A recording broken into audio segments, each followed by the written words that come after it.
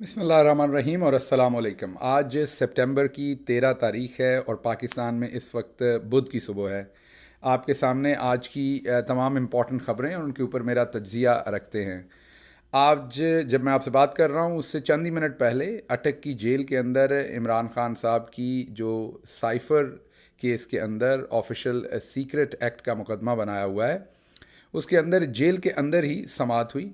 ये आपको जहन में रखना पड़ेगा कि इसी समाअत को इमरान खान साहब ने चैलेंज कर रखा था और उसका फ़ैसला महफूज किया हुआ है। एक नहीं, कई फ़ैसले आमिर फ़ारूक साहब ने महफूज किए हुए हैं। पाकिस्तान की तारीख में पहली दफ़ा ऐसे रिकॉर्ड बन रहे हैं कि एक हाई कोर्ट ने फ़ैसला महफूज किया हो और लोअर अदालत के जज ने उसकी हेयरिंग भी कर ली हो और उस पर आगे काम भी कर लिया हो। मिली भगत है, ज़ाहिर बात है। आमिर फ़ारूक साहब की अदालत चाहती थी कि आज की ये समाअत हो जाए। अगली पेशी जो है वो अब 25 या 26 सितंबर की डाली गई है। अब आप देखेंगे कि आमिर फ़ारूक साहब आज या कल वो फ़ैसला सुना देंगे, क्योंकि अब उनके फ़ैसला सुनाने से इस पर कोई असर नहीं पड़ेगा। इस मुकदमे का होने क्या जा रहा है ये आपके सामने रखेंगे। क्यों इसमें बार बार हाई कोर्ट तक को इन्वॉल्व करके और हाई कोर्ट की तजलील की जा रही है? वजह क्या है? क्या केस में है कुछ नहीं? क्या केस जो है वो बिल्कुल ही खोखला है? ये वजह है। दूसरी खबर आपके सामने रखनी है कि बंदयाल साहब जा रहे हैं, उन्होंने आखिरी ख़िताब किया है। उनके ख़िताब के अंदर क्या बातें थीं, वो क्या रिफ़्लेक्ट कर रहे हैं? फ़रवरी का उन्होंने ज़िक्र किया कि उनके ऊपर बहुत प्रेशर था। हुआ क्या है बंदयाल साहब के साथ? क्यों सारी दुनिया बुज़दिल बंदयाल के नाम से उन्हें जान रही है? माज़रत के साथ, बुज़ुर्ग हैं, चीफ़ जस्टिस हैं, पूरा एहतराम है उनका, लेकिन क्यों ये सब कुछ क्यों हो रहा है उनके साथ? वजह क्या बनी? इसके ऊपर थोड़ी सी बात करेंगे। फिर नैब के 2 अफसरान को नैब से फ़ारिग कर दिया गया है, सीनियर तरीन अफसरान को। सोशल मीडिया के ऊपर ये नैरेटिव दिया जा रहा है कि वो पाकिस्तान तहरीक इंसाफ के करीब थे इसलिए फ़ारिग किया जा रहा है। असल वजह नहीं है, ये नहीं है। असल वजह क्या है वो आपके सामने रखूँगा। फिर आपके सामने रखूँगा कि बिजली चोरी के ऊपर बहुत बताया गया कि बहुत बड़ा ऑपरेशन हुआ है, और हमें ये बताया गया कि शायद पूरा मुल्क ही हिला के रख दिया गया है और बहुत बड़ा पैसा इकट्ठा हुआ है। आज आपको ख़बर दूंगा कि बिजली चोरी से जितना पैसा इकट्ठा किया है, खलीक कियानी साहब की सीनियर जर्नलिस्ट हैं, उनकी ये रिपोर्ट है इस्लामाबाद से, और रिपोर्ट उनकी ये है कि बिजली चोरी से जितना पैसा इकट्ठा हुआ है उस सारे का सारा पैसा एक निगरान वज़ीर के घर की आराइश पर लग गया है। आप ड्रामे चेक करें कि ड्रामे भी ढंग के नहीं करने आते इन्हें। मुझे समझ से बाहर है कि चलें किसी ड्रामा आर्टिस्ट से ड्रामा लिखवा ही लें कम अज़ कम। फिर डॉलर्स के बारे में हमने सुन रखा है कि बहुत बड़ा ऑपरेशन हो रहा है डॉलर्स के ऊपर, डॉलर का रेट नीचे आ गया है। आज उसकी भी रियलिटी आपके सामने रखता हूँ कि डॉलर के ऊपर जो पूरा एक ये सब कुछ चल रहा है उसका मसला है क्या अंदर से, डॉलर का रेट क्या नीचे जाएगा या डॉलर दोबारा ऊपर आ रहा है, और ये सब कुछ क्या किया जा रहा है पाकिस्तान के अंदर। फिर मियाँ इबाद फ़ारूक पाकिस्तान तहरीक इंसाफ के टिकट होल्डर थे, लाहौर से टिकट के ख्वाहिशमंद थे। उनके बेटे को उनकी वजह से, वो जेल में है, उनके बेटे को उनकी वजह से, बहुत छोटा उनका बच्चा है, उनकी वजह से वो बीमार हुआ, अपना ज़हनी तवाज़ुन खो बैठा, ऑक्सीजन की इनहेलेशन का उसे प्रॉब्लम है। और अब क्योंकि उसकी वीडियोस आ रही थी सोशल मीडिया के ऊपर, स्टेट को बुरा लग रहा था, स्टेट का बुरा फेस नज़र आ रहा था इससे, बच्चे को ज़बरदस्ती हॉस्पिटल से निकाल दिया गया है। अभी वो बच्चा ठीक नहीं हुआ। आप उसकी फुटेज अब सोशल मीडिया पे देख रहे होंगे कि उस बच्चे को ज़बरदस्ती हॉस्पिटल में से निकाल दिया गया है। अफसोसनाक पहलू है, उसकी माँ, उसके दूसरे जो लवाहकीन हैं वो कितने कर्ब में हैं उस बच्चे की वजह से, वो सब कुछ आपके सामने रखेंगे। उसके बाद आखिरी चीज़ आपके सामने जो रखनी है, आपको कल भी मैंने थोड़ा सा जिक्र किया था, शाहिद जट कांस्टेबल और आईजी पंजाब पुलिस। पाकिस्तान के अंदर जो बात किसी को समझ नहीं आई कि आईजी पंजाब पुलिस जिसने सबसे ज़्यादा जुल्म किया, पंजाब की पुलिस जिसने सबसे ज़्यादा जुल्म किया, और आईजी साहब उसको लीड कर रहे हैं, उनको किस ज़बान में समझाना है तो उनको समझ आनी है। फ़्रांसीसी बोलनी पड़ेगी, चाइनीज़ बोलनी पड़ेगी, अरबिक बोलनी पड़ेगी, पंजाबी बोलनी पड़ेगी, उर्दू बोलनी पड़ेगी, और या कोई और ज़ुबान बोलनी पड़ेगी जिसकी उन्हें समझ आई। ना चीफ़ जस्टिस को समझ आई, ना हाई कोर्ट के चीफ़ जस्टिस को, ना किसी लोअर अदालत को, ना किसी हाई कोर्ट के और जज को, ना पाकिस्तानी अवाम को समझ आई तो शाहिद जट को। और पंजाबी में उन्हें बताना पड़ना था और वक्रे तरीके से बताना पड़ना था, वो शाहिद जट ने बताया। मेरा आज का पंजाबी वीलॉग इसी चीज़ के ऊपर है। बहुत तफसील में मैंने डिस्कस किया कि क्यों पाकिस्तान के अंदर लोगों को शाहिद जट बनना पड़ता है, चिराग बाली बनना पड़ता है, کیوں لوگوں کو قانون ہاتھ میں لینا پڑتا ہے یا پھر اپنی زبان آپے سے باہر کرنی پڑتی ہے اور پھر آئی جی صاحب جیسے لوگوں کو بات سمجھ آتی ہے. آئی جی صاحب کو ختیجہ شاہ کے گھر والوں کی پریشانی سمجھ نہیں آئی, اس کے گھر نہیں گئے. آئی جی صاحب کسی کے ساتھ انہوں نے اتنی الفت کا اظہار نہیں کیا, محبت اور رحم دلی کا اظہار نہیں کیا. صنم جاوید ہوں, طیبہ راجہ ہوں یا یاسمین راشد ہوں, کسی کی بیٹی کے ساتھ انہوں نے اس طریقے کی ہمدردی نہیں کی جو کچھ انہوں نے شاہد جٹ کے ساتھ کیا ہے اور کر رہے ہیں. پنجابی ویلاگ میں ڈیٹیل سے بتاؤں گا کہ پاکستان کی پوری سوسائٹی کا مسئلہ کیا ہے اور آئی جی صاحب جو ہے ان کے ساتھ ہوا کیا, اور شاہد جٹ نے ان کے کانوں سے ہی نہیں ہر جگہ سے دھواں نکالا ہے. اس ویلاگ کو سنیے, آپ کو پاکستان کی یہ جو ہپوکریسی ہے اس کی پوری سمجھ آئے گی. اینی ویز آج کی جو امپورٹنٹ سٹوریز تھیں ان کی طرف آتا ہوں. عمران خان صاحب کو پھر 14 دن کے جوڈیشل ریمانڈ پر بھیج دیا گیا ہے. معاملہ یہ نہیں ہے, وہ تو سب کو پتہ ہے سائفر کیس جھوٹا ہے, سب کو پتہ ہے کہ جو سائفر کیس ہے اس کے اندر کچھ نہیں ہے اور یہی وجہ ہے کہ سائفر کیس جو ہے اس کے اندر کچھ ہے نہیں. جب وہ ہائی کورٹ میں جائے گا, ابو الحسنات صاحب تو ضمانت نہیں دیں گے. انہوں نے تو پچھلی دفعہ وکیل سے پوچھا آپ کی شادی ہوئی ہے, وکیل نے کہا کہ نہیں ہوئی, تو انہوں نے کہا آپ کو کیا پتہ شادی شدہ بندے کے کیا کیا مسئلے ہوتے ہیں, اس لیے مجھے بار بار بھاگنا پڑتا ہے عدالت سے. اب مجھے نہیں پتا بابی صاحبہ کیوں جج صاحب کو اتنا تنگ کرتی ہیں, کیوں انہیں بار بار عدالت سے بھاگنا پڑتا ہے اور خان صاحب کی ضمانت نہیں سن پاتے. وہ یہ معاملہ شادی میں کیوں آڑے آ رہا ہے, ان کی شادی خان صاحب کی ضمانت میں کیوں آڑے آ رہی ہے, یہ تو انہی سے پوچھنا پڑے گا. بہرحال اب وہ تو ضمانت ریجیکٹ کریں گے, لیکن جب یہ ہائی کورٹ پہ جائے گی تو اس ضمانت کے اندر ہے کچھ نہیں. وہاں پر بھی عامر فاروق صاحب ہی سنیں گے اسے, کیونکہ وہ اور کسی کو تو سننے نہیں دیں گے. 4 5 10 تاریخیں ڈالی جائیں گی اور اس کے بعد اس کی ضمانت دینی پڑے گی. اب یہ سب کچھ اس لیے کیا جا رہا ہے کہ عامر فاروق صاحب سے فیصلہ جو ہے وہ محفوظ کرایا گیا, تاکہ آج وہ فیصلہ محفوظ ہوا کہ اٹک جیل میں سماعت ہوگی یا عدالت کے اندر ہوگی. شاہ محمود قریشی صاحب کو عدالت میں لایا گیا ہے. عمران خان صاحب کی سماعت جیل کے اندر ہی کی گئی ہے تاکہ نہ ان کی کوئی جھلک باہر آئے, نہ عوام کو ان کی کوئی تصویر نظر آئے, نہ وہ دوبارہ پبلک میں آئیں, اور نہ ہی عوام اپنی طرف سے یہ سوچا جا رہا ہے کہ ان کے ساتھ اٹیچ ہو. حالانکہ عوام اٹیچ ضروری آپ جس کو دیکھ رہے ہیں اسی سے تو نہیں ہوتے, بہت سارے لوگوں کو بغیر دیکھے بھی آپ ان سے اٹیچ ہوتے ہیں, تو وہ تو عوام رہے گی. اینی ویز اب یہ اگر ہائی کورٹ کل فیصلہ دے دیتی تو آج اٹک جیل کے اندر یہ سماعت نہ ہوتی. ہائی کورٹ نے جان بوجھ کے اس فیصلے کو بدقسمتی سے محفوظ رکھا اور آج یا کل اب سنا دے گی, کیونکہ سماعت ہو گئی. تو ملی بھگت سے یہ ہوا اور اب عمران خان صاحب کو ڈپرائیو کیا جائے گا دوبارہ سے, کیونکہ اس کیس کے اندر ہے کچھ نہیں. ہائی کورٹ میں ضمانت دینی پڑنی ایونچولی, تو نیا کیس بنایا جا رہا ہے ایک, اور اس کیس کے اندر خان صاحب کو دوبارہ گرفتار کیا جائے گا. اس کے اندر ایک چیز امپورٹنٹ ہے جو میں آپ کو بتا دوں, اور وہ یہ ہے کہ عمران خان صاحب کے لیے اب ایک نئی کمک پہنچی ہے لیگل فرٹرنیٹی کی طرف سے. ایک بہت بڑا لیگل نام جو بیرون ملک تھے, وہ بیرون ملک سے فوری طور پر خان صاحب کے کہنے پر وہ اپنی تمام جو مصروفیات تھیں اس کو ترک کر کر پاکستان واپس پہنچ چکے ہیں کل یا پرسوں. جی ہاں, کل میں نے ایک خبر دی تھی, اس کے بعد سوشل میڈیا کے اوپر ایک بچال کھڑا ہو گیا کہ کون وکیل ہے وہ جو عمران خان سے مل رہے ہیں, اور کیا نئی لیگل ٹیم کے اندر کیا نئی ایڈیشن ہونے جا رہا ہے خان صاحب کی. تو کل یا پرسوں وہ وکیل صاحب جو ہیں اگلے 2 3 4 دن کے اندر اندر جیسے ہی انہیں اجازت ملی وہ عمران خان صاحب سے جیل کے اندر ملیں گے.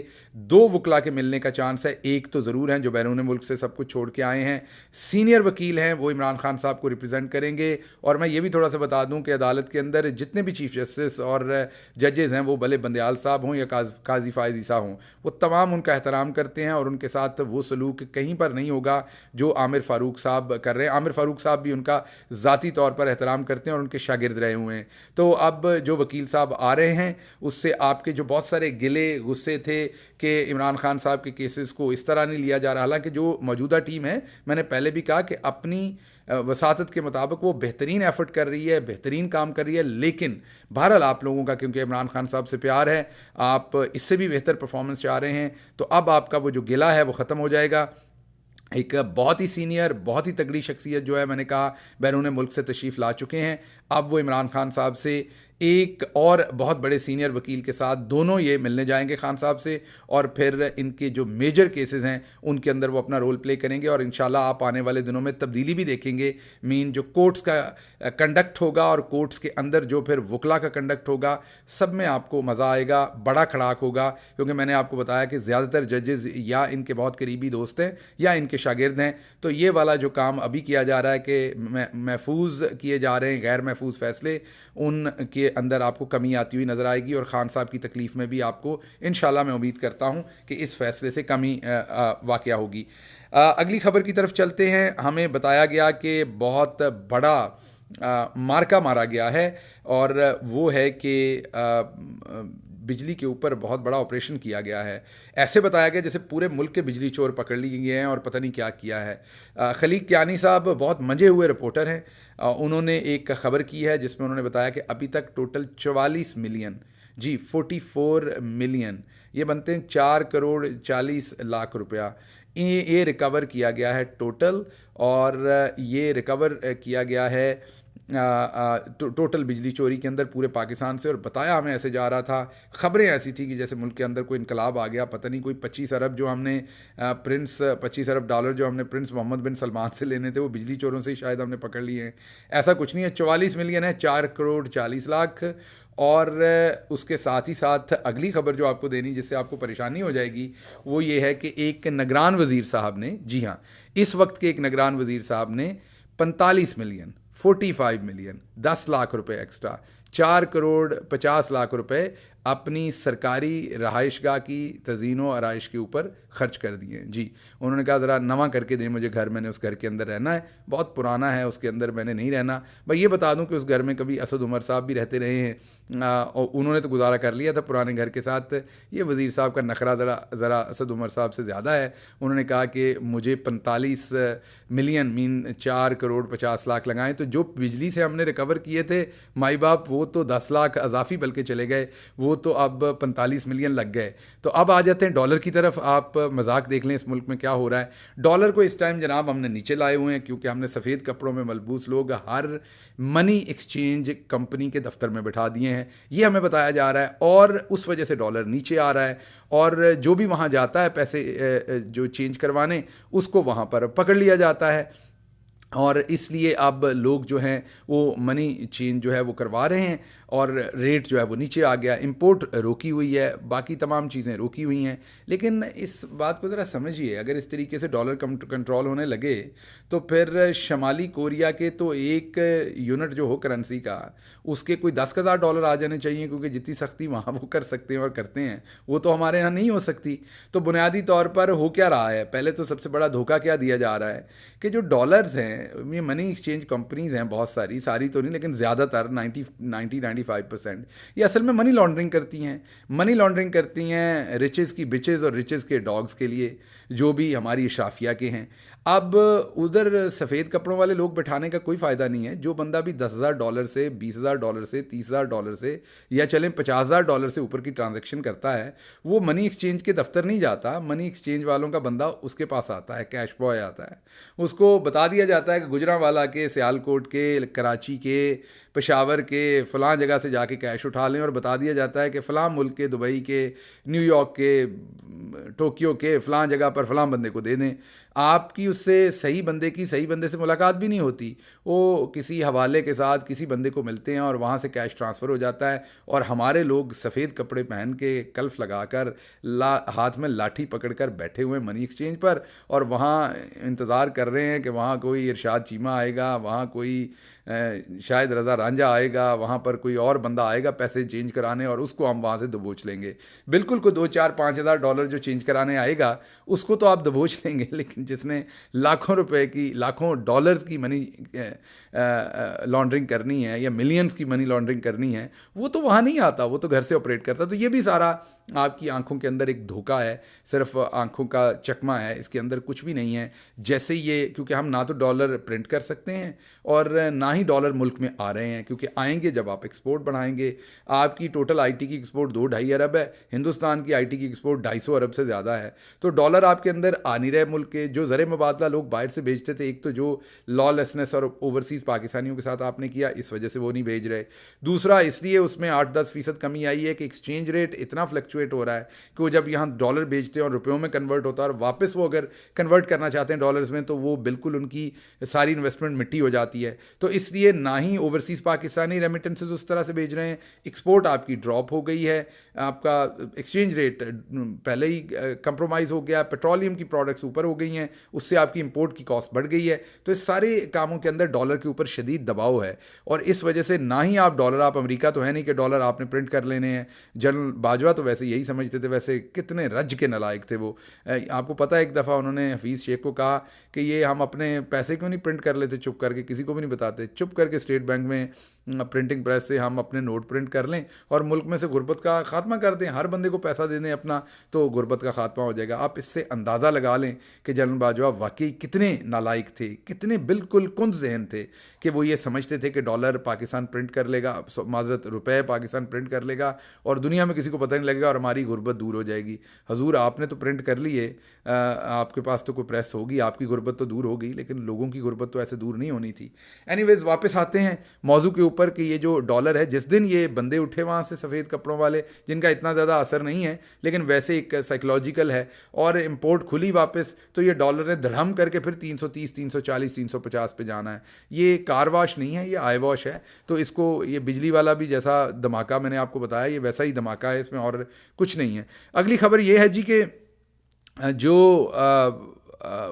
آپ کو یاد ہوگا, اسی خبر کی آخری بات بتا دوں کہ مشرف صاحب کے زمانے میں وابڈا والوں نے کے اندر پاکستانی فوج کے لوگوں کو بلا لیا گیا تھا, اور ہر گھر کے میٹر کو پاکستانی فوج کے وردی کے اندر ملبوس نوجوان جو ہیں وہ چیک کرتے پھر رہے تھے. اب آپ خود ہی سوچ لیں اتنے سارے سالوں کے بعد کہ کیا بجلی کی چوری ختم ہو گئی تھی یا بڑھ گئی تھی. تو ان چیزوں سے فرق نہیں پڑتا. وقتی طور پر جب آپ چیکنگ کریں گے تو 4 دن فرق پڑے گا, اس کے بعد فرق نہیں پڑے گا. آپ کو اسٹرکچرل چینجز کرنی پڑیں گی, آپ کو پورے کی پوری آپریشنل چینجز کرنی پڑیں گی, آپ کو پورا نظام بہتر کرنا پڑے گا, اور اس کے لیے فری اینڈ فیئر الیکشن کروانا پڑے گا. ایک عوامی گورنمنٹ آئے گی اور وہ یہ سارے کام کرے گی.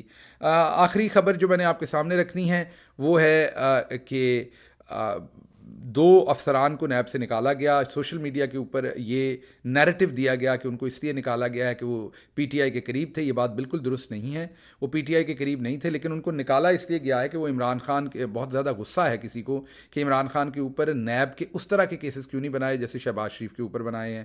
حضور اس لیے نہیں بنے کہ شہباز شریف نے لوٹ مار کی تھی, تو اس لیے یہ بیچارے ہیں تو یہ آپ ہی کے بندے جن کو آپ نے نکالا ہے فرسٹریٹ ہو کے کہ عمران خان پر کیسز نہیں بنا پا رہے. لیکن اصل مسئلہ یہ کہ عمران خان نے ایسا کوئی کام کیا نہیں, کوئی ڈاکومنٹس نہیں, کوئی ثبوت نہیں ہے, کوئی منظور چینی والا نہیں ہے, پاپڑ والا نہیں ہے, ریڈی والا نہیں ہے, مقصود چپڑاسی نہیں ہے, کیش بوائز نہیں ہیں, ٹرانزیکشنز نہیں ہیں millions and billions of rupees کی, تو وہ کیسز بن نہیں پا رہے. اور اسی لیے آپ کو کبھی کسی عدالت میں فیصلہ محفوظ کروانا پڑ رہا ہے, کبھی کسی میں, اور ایونچولی عمران خان نے باہر آنا ہے کیونکہ اس کا کوئی کیس آپ نہیں بنا پا رہے, اور غصے میں اب نیب کے لوگ فائر کر دیے تو نئے بھی لے آئیں گے. عمران خان کے خلاف کوئی ایسے کیس آپ بنا نہیں سکیں گے.